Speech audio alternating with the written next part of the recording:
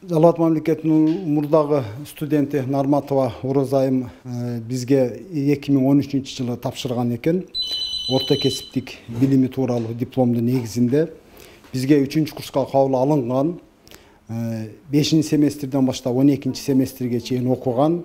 Бардык документтери архивде, бардык документтери Жалал Абад мамлекеттик университетинде экзамендик ведомстволору сакталган, архивден алдык. 9-10 семестрде экзамендери толук тапшырылган, бирок акыркы маалыматтар боюнча ошол сессия убагында Нарматова Оразайым Кыргыз Республикасынын аймагында болгон эмес. Мына ошого байланыштуу 9-10 семестрдин экзамендик ведомстволору жокко чыгарылды. Ректордун буйругу менен жокко чыгарылганына байланыштуу автоматтык түрдө окуу программасы аткарылбаган болуп калды. Окуу программасы аткарылбай калгандыгына байланыштуу мамлекеттик экзамендерге кирүү буйругу дагы жокко чыгарылды.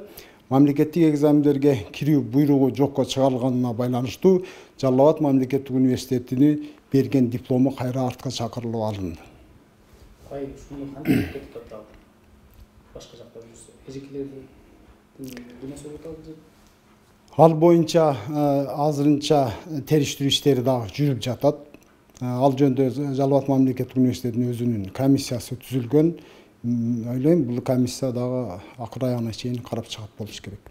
Жана тиешелүү кишилерге дисциплинардык тартиптик жазалар көрүлөт.